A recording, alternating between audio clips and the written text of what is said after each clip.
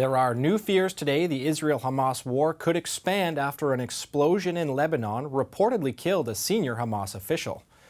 Lebanese state media say an Israeli drone strike left at least 6 people dead in a southern suburb of Beirut. The Israeli military is not commenting on the alleged attack. Among the dead, the deputy leader of Hamas, Salah al-Aruri. According to the U.S. government, al-Aruri was one of the founders of Hamas's military wing and in charge of the group's military operations in the West Bank. The Prime Minister of Lebanon, Najib Mikati, condemned the attack and accused Israel of trying to pull Lebanon into a new phase of confrontation. Matthew Levitt is a counterterrorism and intelligence expert at the Washington Institute for Near East Policy. In 2008-2009, he served as a U.S. State Department counterterrorism advisor to the Special Envoy for Middle East Regional Security. Hello, sir, and welcome to the program. What can you tell us about Salah al-Aruri? Salah al-Aruri is one of the founding members of Hamas's terrorist wing, the Qassam Brigades. He was first arrested by the Israelis in the West Bank in 1990-91, and ultimately, after serving several years in an Israeli prison, was deported and then lived first in Syria, then Qatar, then Turkey, and most recently in Lebanon.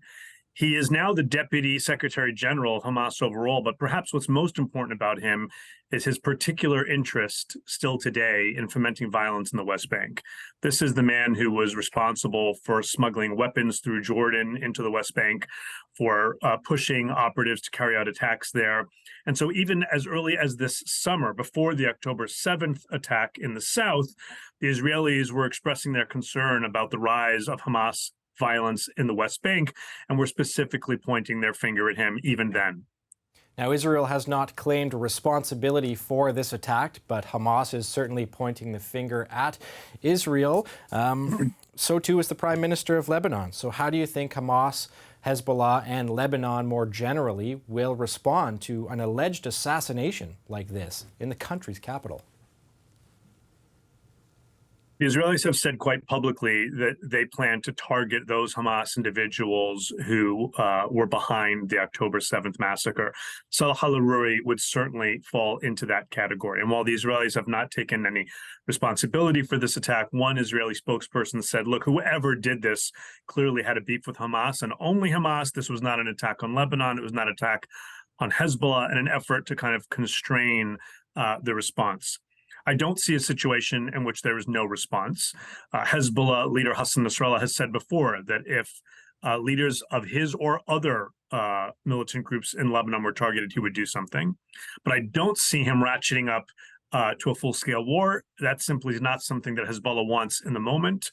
Even Iran wants most of Hezbollah's rockets kept at bay right now, because Iran sees those as deterrents against Israel or anybody else targeting their nuclear program, at a time when Iran actually is ratcheting up some of its activity with its nuclear program. Can you draw that out a little bit more? Why do you think Iran would want to take this position and avoid a full-scale or escalation of the conflict?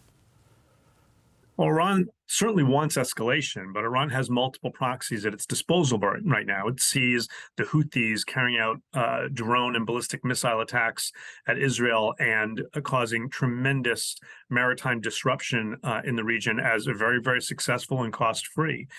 It understands that the rockets that Hezbollah has, specifically the precision-guided missiles that Hezbollah has, Iran sees those as the main deterrent capability that Iran has to prevent Israel or others from taking military action against Iran's nuclear program. And if someone should do that, they see these rockets as being their best chance at a second strike capability.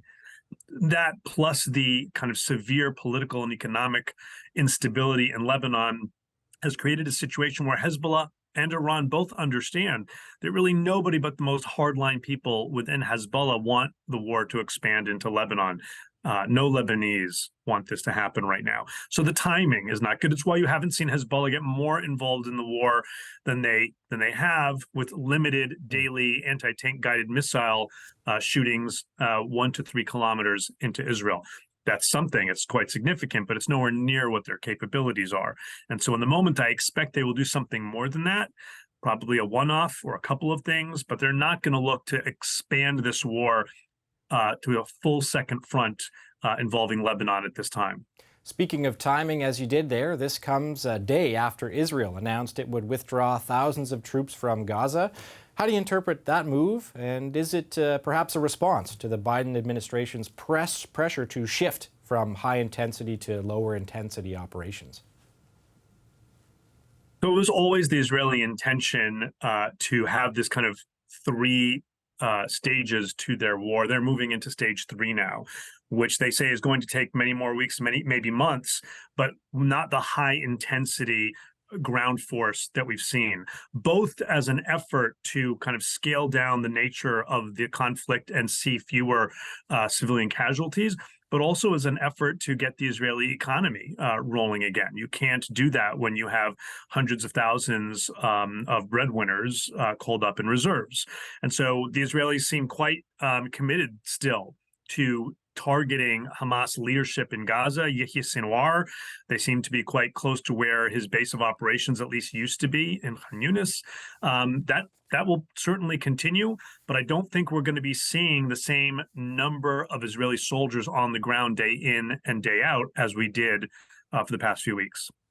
Since the start of the war in Gaza, analysts have been concerned about the risk of a wider regional conflict. Now, as we start 2024, how would you evaluate that risk, given this alleged assassination in Beirut and the rising tensions we are seeing in the Red Sea? Look, the way this has to be seen is that Iran and its proxies created a regional conflict out of this Hamas raid into southern Israel and the massacre that ensued on October 7th. They dispatched the Houthis to carry out the attacks they're doing from the south. They've had Hezbollah carrying out daily anti-tank guided missile attacks from the north.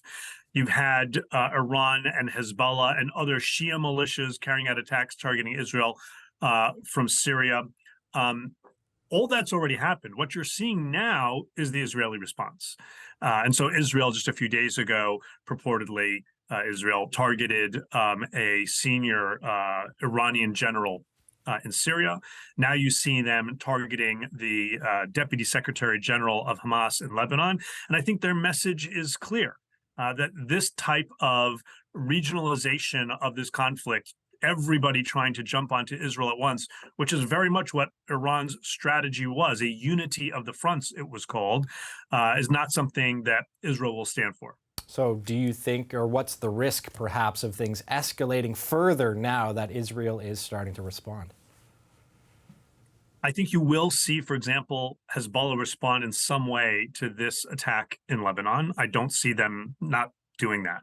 I don't see it going beyond that, and I see it kind of shifting back to where it's been with daily attacks, but of a certain type and only a certain depth, because most of the parties are very, very happy to kind of punch Israel in the face daily, but they don't want it to go much more than that. And I think they're understanding now that the Israelis mean business. They meant business with what they did in the Gaza Strip. They meant business with what they did targeting an Iranian general in Syria. They mean business with the targeting of a Hamas leader who's responsible for terrorist attacks from Lebanon. And the message, I think, is clear. Stop targeting us, and there will be a ceasefire. There was a ceasefire on October 6th. Then Hamas broke it, and this regionalization broke out. All right, to have to leave it there. Matthew Levitt is a counterterrorism and intelligence expert at the Washington Institute for Near East Policy. Thank you for your time today, sir. Thank you.